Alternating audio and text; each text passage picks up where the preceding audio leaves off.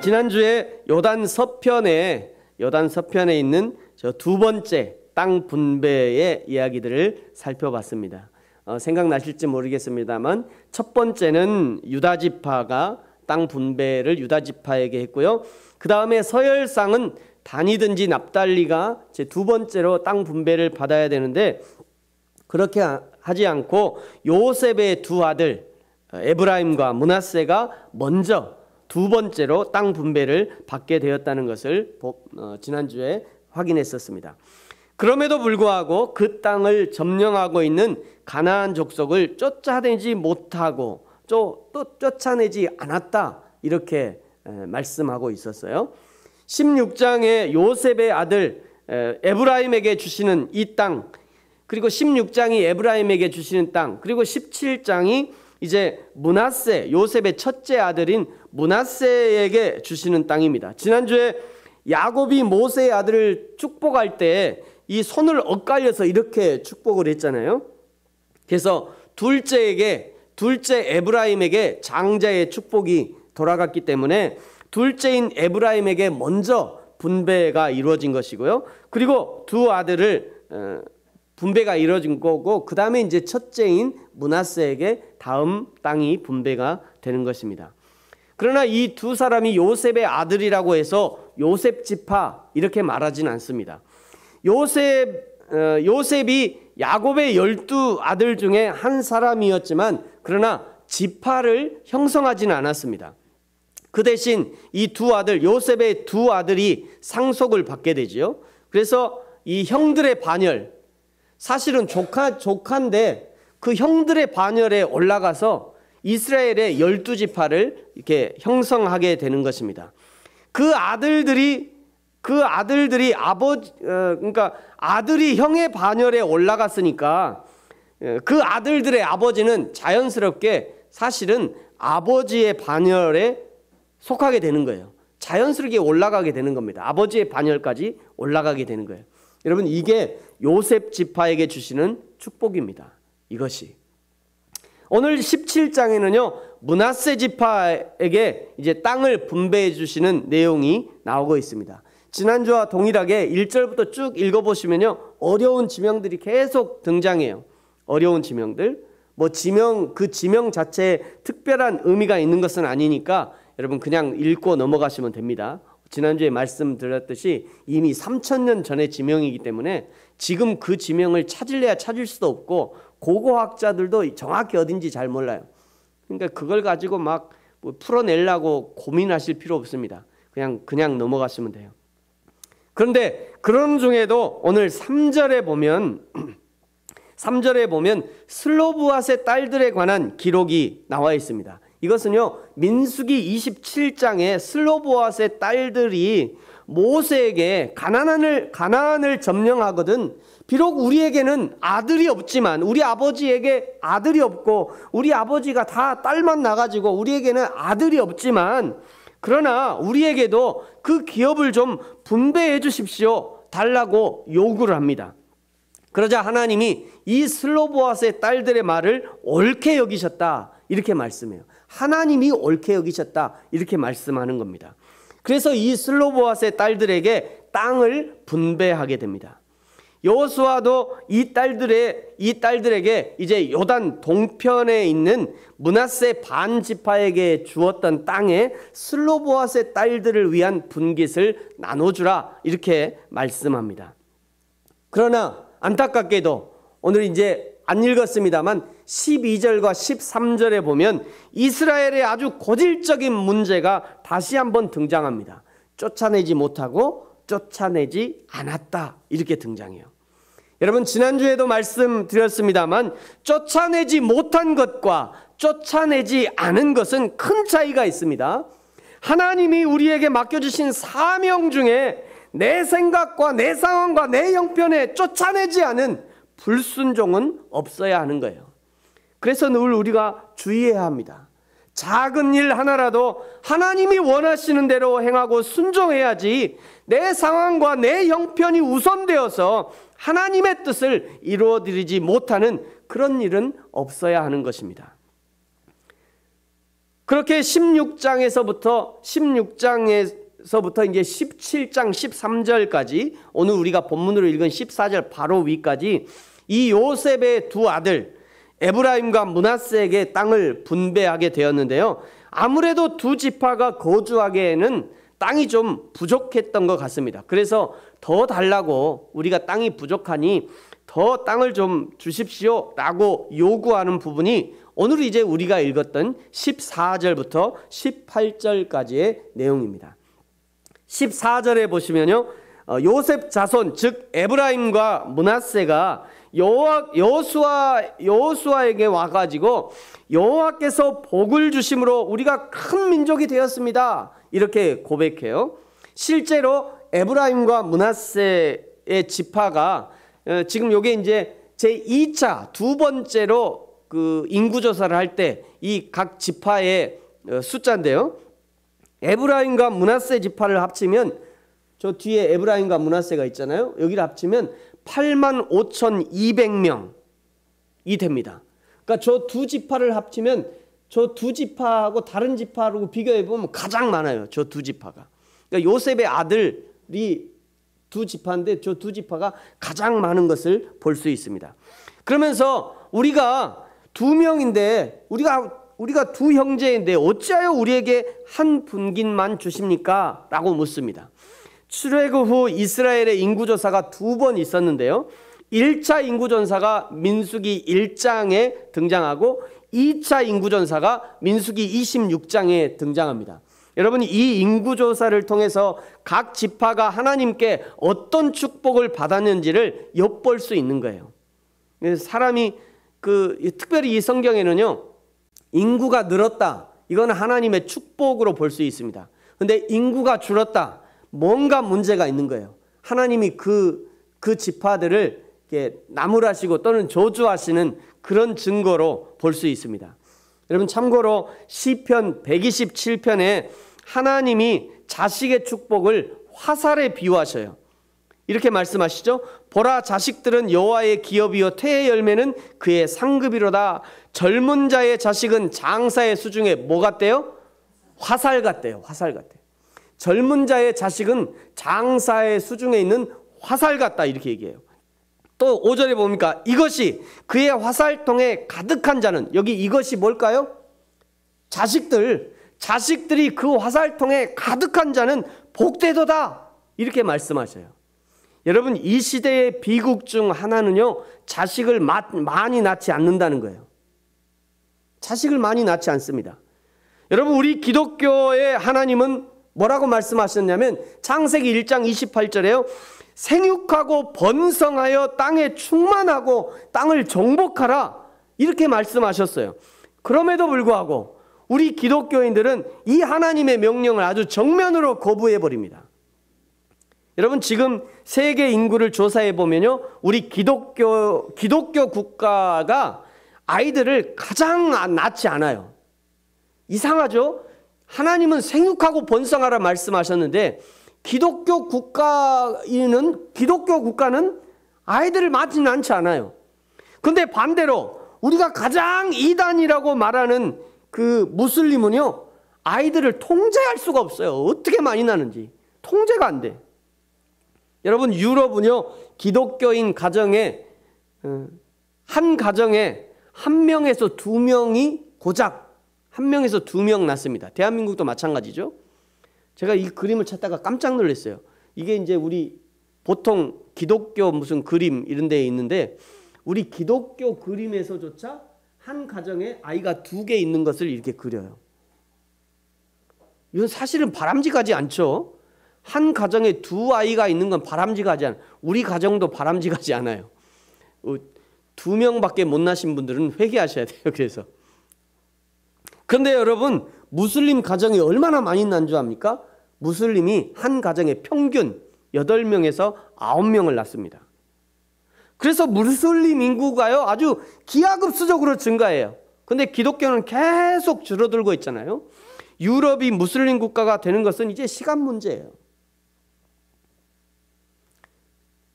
국가적으로도, 우리 대한민국의 국가적으로도 둘만 낳아 잘 기르자, 뭐 이런 표를 했잖아요. 한국에서 우리나라도 저렇게 하고 뭐. 근데 제가 나중에 깨닫고 나서는 야, 저게 얼마나 잘못된 정책이냐. 이 참 잘못된 정책이었다, 저게.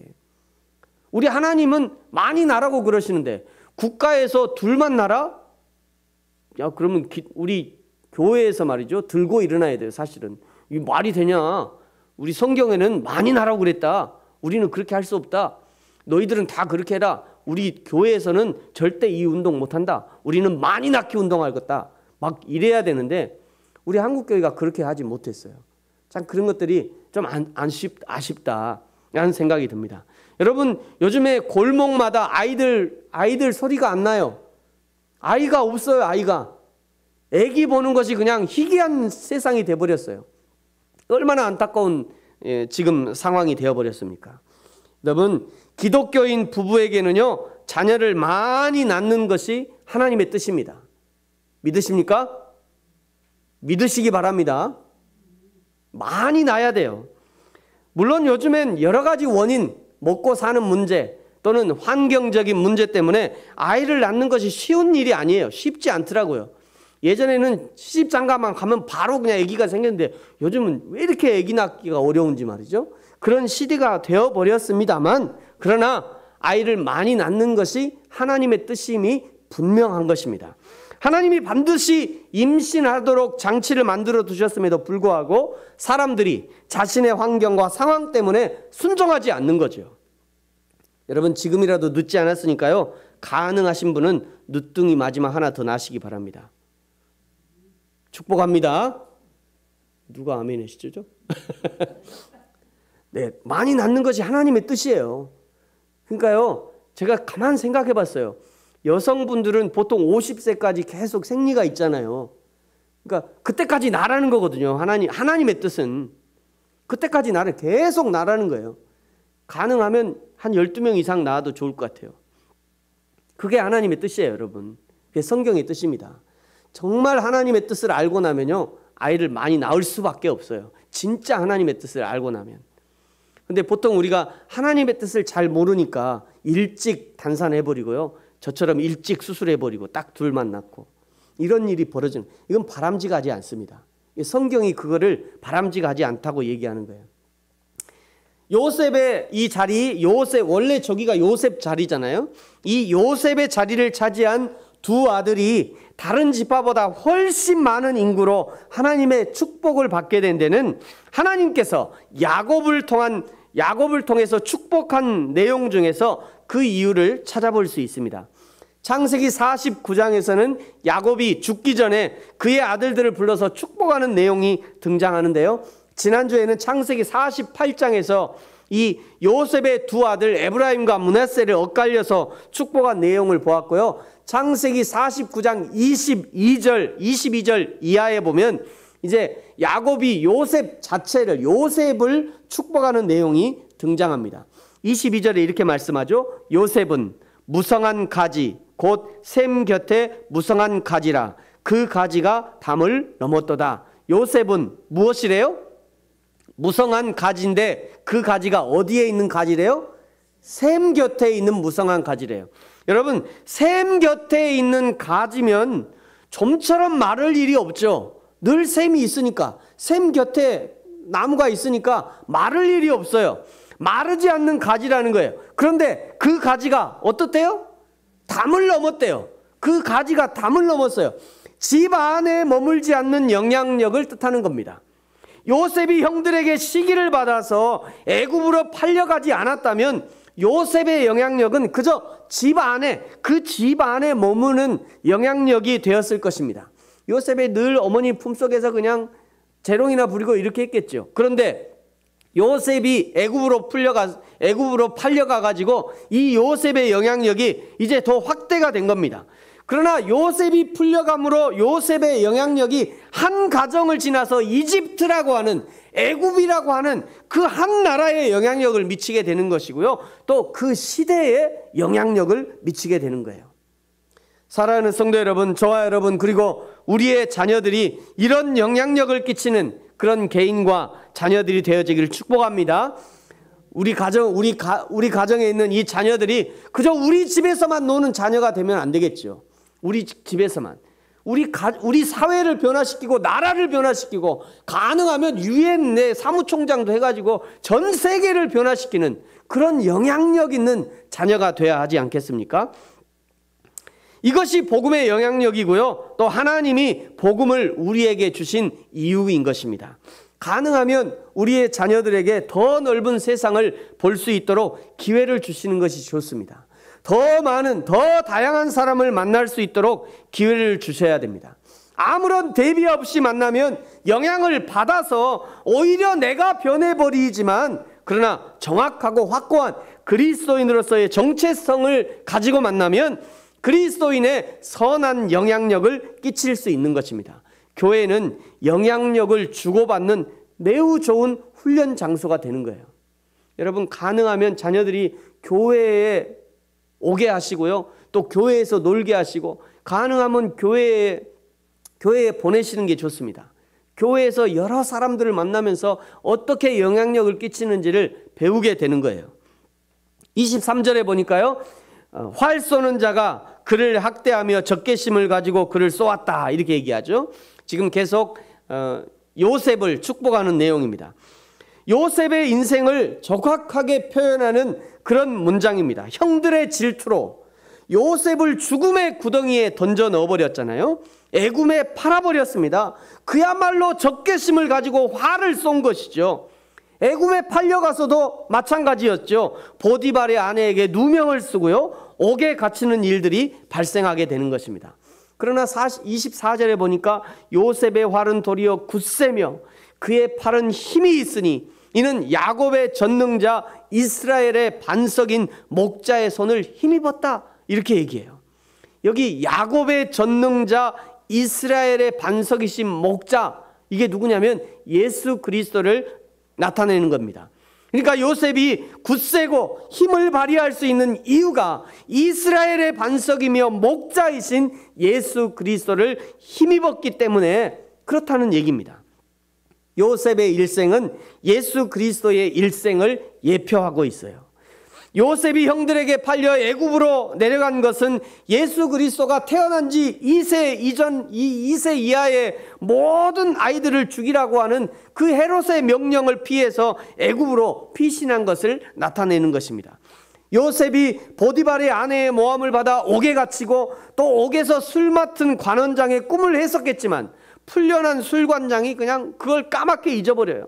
얼마나 억울하고 답답한 시절을 보냈습니까? 예수님도 하나님의 아들이셨지만 가장 가까이 지냈던 그 제자들마저도 예수님을 온전히 알아보지 못하는 그런 답답한 가운데 있었습니다. 그러나 여러분, 이제 그 다음에 25절 26절에 보면요, 내 아버지의 하나님께로 말미암나니 그가 너를 도우실 것이요 전능자로 말미암나니 그가 내게 복을 주실 것이라. 위로 하늘의 복과 아래로 깊은 샘의 복과 젖먹이는 복과 태의 복이로다. 내 아버지의 축복이 내 선조의 축복보다 나아서 영원한 산이 한없음 같이 이 축복이 요셉의 머리로 돌아오며 그 형제 중 뛰어난 자의 정수리로 돌아오리로다. 이렇게 요셉을 축복하고 있는 것입니다. 전능하신 하나님이 요셉을 돕고 복을 주시는 거예요. 하늘의 복과 깊은 샘의 복과 젖먹이는 복과 태의 복과 온갖 복이 이 요셉에게 쏟아 부어지고 있는 것입니다. 그런데 이 복이 아버지의 복, 요셉의 아버지니까 야곱을 말하는 거죠. 야곱의 복이 너의 선조들의 복, 아브라함과 이삭을 말하는 겁니다. 성경에 자주 아브라함과 이삭과 야곱 얘기 나오잖아요. 요셉의, 아브라함의 하나님, 이삭의 하나님, 요셉의 하나님은 잘 나오는데 이 야곱의 하나님, 요셉의 하나님 잘 안 나와요. 아브라함과 이삭과 야곱은 많이 나오는데 요셉의 하나님이 잘 안 나오더라고요. 근데 제가 생각해봤어요. 요셉의 하나님이 왜 안 나올까? 요셉의 복은요, 아브라함과 이삭과 야곱을 뛰어넘는 복이에요. 그래서 안 나오는 것 같아요. 그래서 그 복이 형제 중에 뛰어난 자 요셉을 말하는 것입니다. 요셉의 정수리로 돌아간대요. 여러분, 이 요셉에게 쏟아지는 이 복은요, 성경 전체를 관통하는 어마어마한 축복입니다. 이것은 물질의 축복을 말하는 것이 아닙니다. 여호와 하나님만 붙드는 바로 그 삶이 진짜 복이라는 것을 말하고 있는 것이에요. 요셉, 내가 어려서부터 지금까지 형들로부터 팔려 다니던 그 순간에도 네가 잊지 않았던 그 하나님, 내가 놓지 않았던 그 하나님, 애굽의 고난 속에서도 결코 잊지 않고 놓지 않았던 그 하나님이, 바로 그 하나님이 너에게 복이라는 것을 말씀하고 있는 것입니다. 창세기 39장에 보면요, 요셉의 복을 이렇게 이야기하고 있어요. 요셉이 이끌려 애굽에 내려가매 바로의 신하 친위대장 애굽 사람 보디발이 그를 그리로 데려간 그 이스마엘 사람의 손에서 요셉을 산이라. 여호와께서 요셉과 함께 하심으로 그가 어떤 자가 되었어요? 형통한 자가 되었대요. 할렐루야. 23절에 보면 또 같은 말씀을 하십니다. 간수장은 그의 손에 맡긴 것을 무엇이든지 살펴보지 아니하였으니 이는 여호와께서 요셉과 함께 하심이라. 여호와께서 그를 범사에 뭐하게 하셨다고요? 형통하게 하셨대요. 할렐루야. 요셉의 형통은요, 애굽의 종으로 팔려가서 형통이에요. 이게 중요합니다. 요셉의 형통은 죄수로 옥에 들어가서 형통이에요. 그냥 종으로 안 팔려도 형통하게 하시면 좋을 것을, 애굽에 옥에 안 가고 형통하게 하면 좋잖아요. 우리가 늘 그걸 원하잖아요.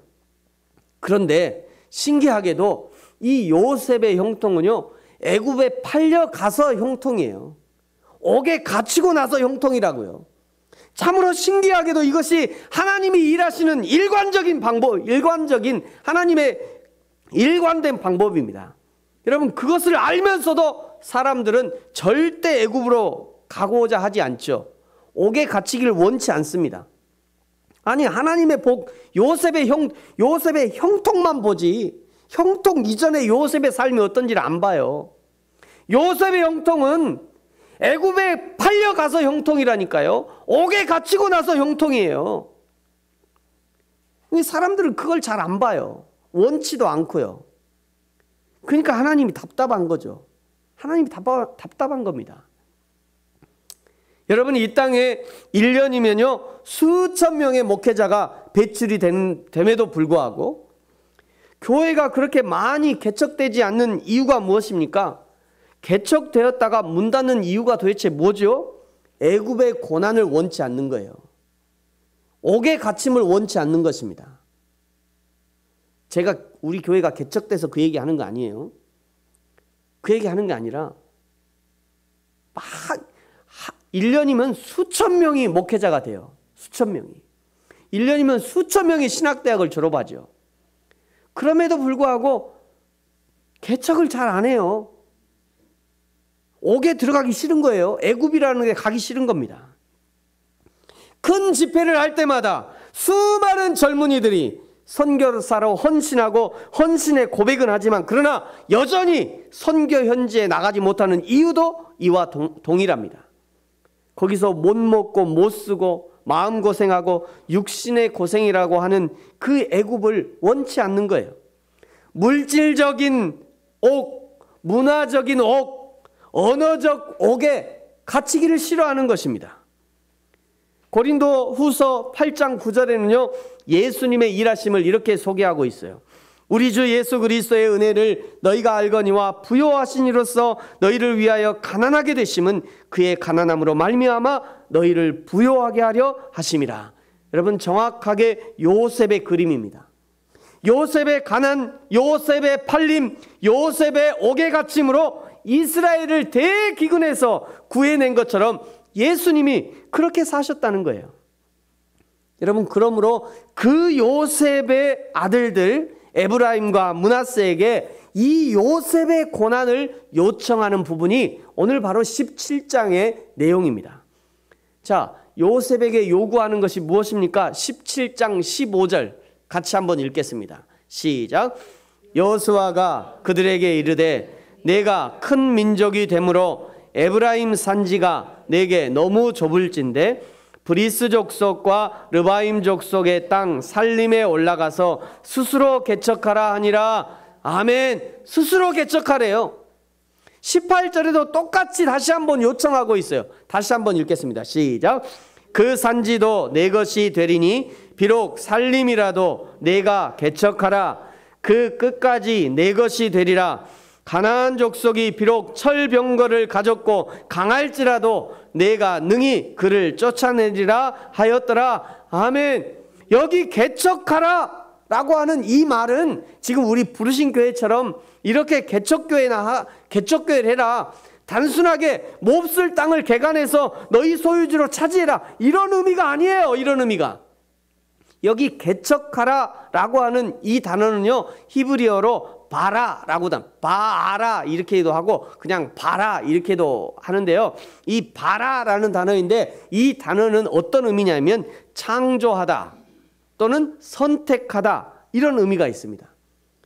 그러니까 지금 에브라임과 므낫세에게 주는 그 주고자 하는 이 땅, 너희들이 나에게 요구해서 이제 너희에게 땅을 줄 건데 너희들에게 주는 저 동편 땅, 저 땅, 므낫세 반지파에게 주는 주려고 하는 저 땅은 산지란 말이야. 거기 살림이란 말이지. 거기에 울창한 길 없는 살림에 너희들이 스스로 나무를 베고 거기에 길을 내어서 사람들에게 복을 흘려가는 그 일을 하라는 겁니다. 그 일을. 너희들이 스스로 거기를 개간해서 복을 흘려보내는 그 일을 해라. 지금 그것을 요구하고 있는 것입니다. 여러분, 정확하게 하나님의 사역과 일치되는 요구입니다.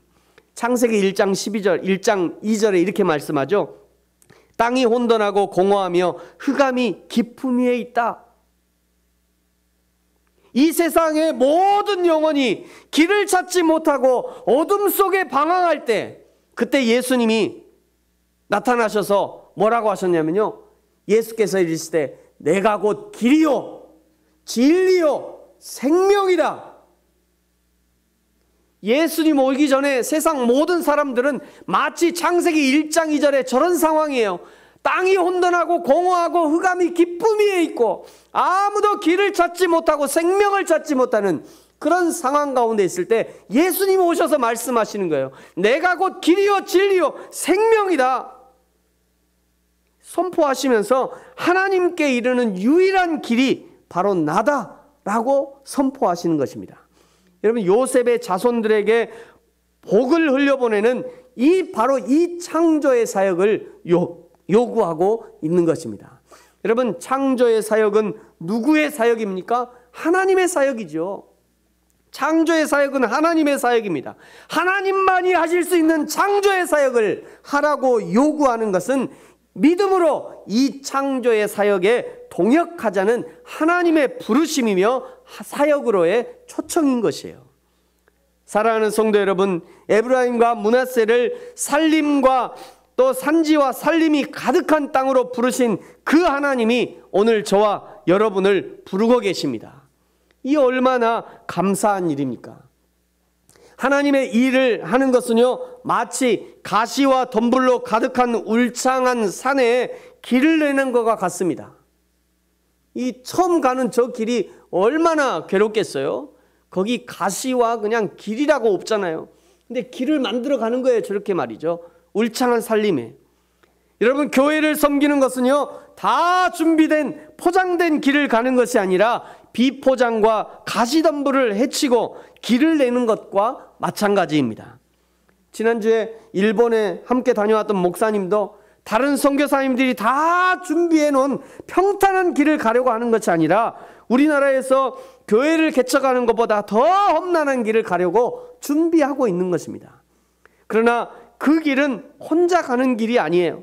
예수님과 함께 가는 길입니다. 예수님이 먼저 가신 길이에요. 성령께서 발걸음을 떼실 때 함께 믿음으로 발걸음을 떼면 되는 길인 것입니다. 성령께서 인도하실 때 순종함으로 따라가는 길이 바로 저 길인 것이에요. 때로는 배고프고요, 때론 가시에 찔리기도 하고요, 바울처럼 때론 강의 위험, 바다의 위험, 짐승의 위험, 동족의 위험이 따를 것입니다. 그러나 예수님께서 함께 하시기 때문에 기쁨으로 그 길을 갈 수 있는 것이죠. 사랑하는 성도 여러분, 저와 여러분이 예수님과 함께 예수님의 손 붙잡고 우리에게 허락하신 가정이라는 산지, 직장이라는 산지, 그리고 교회라는 산지, 선교라는 산지를 믿음으로 개척하고 점령해 나가고, 그리하여 여호와 하나님께 온전히 영광을 돌리는 저와 여러분이 되어지기를 예수님의 이름으로 축복합니다. 기도하겠습니다.